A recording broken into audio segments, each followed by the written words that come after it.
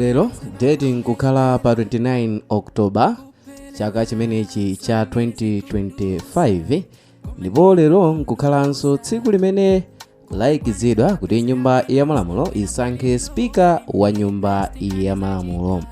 Ndipo pa mpando umenewu opikisana nawo alipo anthu angapo omwe alimba mtima kunena kuti iwo apikisana nawo pa mpando wa speaker wa nyumba ya malamulo.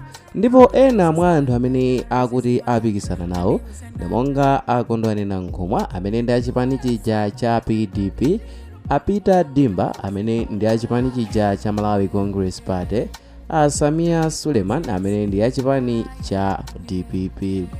Ndipo mongofuna kungolankhulapo chabe ntchito za speaker wa nyumba ya malamulo zimene anthu akukanganirana ntchito zake zimene akuyembekezeka kumazagwira chimonga kukhala presiding over debates kapena kuti kuonesesa kuti madebeti a mnyumba ya malamulo akuchitika mu ndondomeko yake. Komanso ntchito ina yachiwiri imene speaker akuyenera kumakagwira ku nyumbayi ndi kuchita interpret malaws, ndiye kuti adzikatanthauzira malamulo a mnyumba ya malamulo komanso ndondomeko za momwe angamayendesere nyumba ya malamulo. Chinthu china chimene speaker wa nyumba ya malamulo amayembekezereka kugwira ndi kuchita maintaining order, ndiye kuti akuyenera kukakhazikitsa discipline komanso kubweretsa bata mu nyumba ya malamulo. Komanso chinthu china ndi kuchita representing the parliament kapena kuti azikayimirira nyumba ya malamulo mu magawo osiyanasiyana pa nkhani za boma.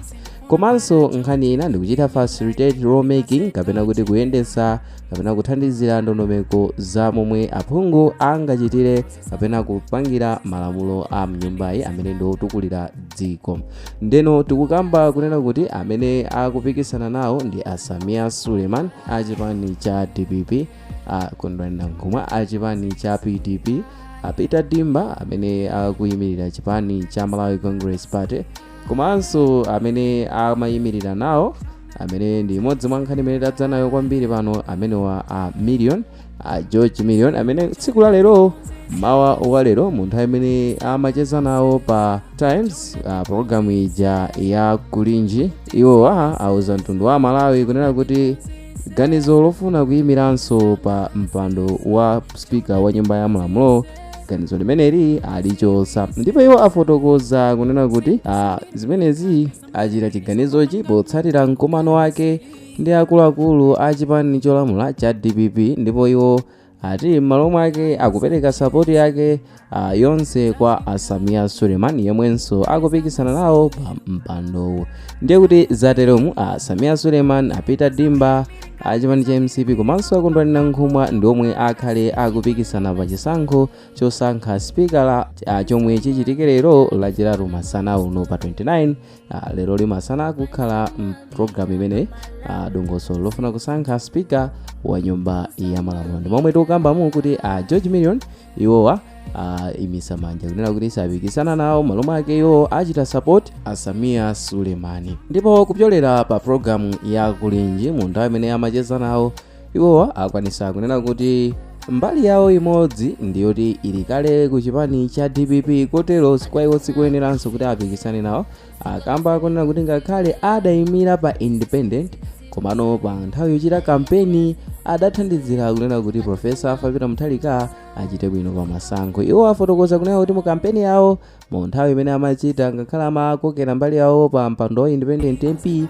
kuma kunkhani ya president amauza anthu awo kuti akavotere Profesa Fabita Mutharika. Kotero aona kuti sichanzeru kuti ino akapikisane ndi Samia Suleman amene ali chipani cha DPP omwenso iwo ndi mbali imodzi ya chipani ngakhale padakali pano amadziwika ndi kukhala MP wa independent.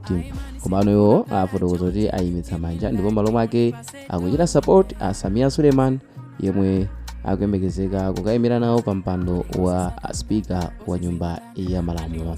Apita Dimba amenewa ndi amene akuyimirira kumene monga takamba ku MCP, nditi Malawi Congress Party idakhulupirira iwowa kuti ayimire pa mpando umenewu.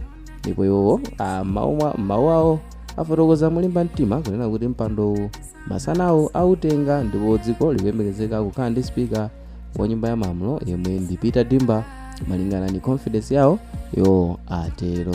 So anyway, timve maganizo anu through comment section momwe mayionera nkhani kumene tikukamba kunena kuti mmodzi mwa anthu amene amayembekezeka kupikisana nawo pa mpando wa spika wa nyumba ya malamulo iyeyo mu tsiku la lero wachita resign kunena kuti no sakuyimiranso ngati spika chifukwa chona zoti mbali imeneyo ili kale ndi munthu amene iwo akuona kuti ali nawo link chipani chake, chipani cha DPP.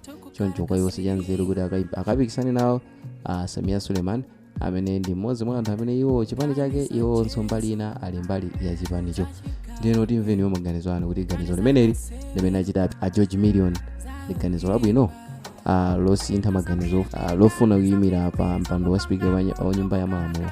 Inu mudziona bwanji kuti kapena mwina akadangopitiriza kapena apanga chibisa lino kunena kuti munthu wese amayimirira kupudera kwawo ngati phungu wa nyumba ya malamulo pa mpando wa independent, koma papa achita review kunena kuti ngakhale amayimirira choncho koma mbali imodzi yayo ndi ya chipani cha DPP ngakhale sadaonesere kapenanso kulengezesa kuti ali mu chipanichi, koma nopa kulinji iwo adanena kuti mbali ina iwo ndi chipani cha DPP. So timve maganizo anu zamomwe wayilandira nkhani ande mu video imeneyi.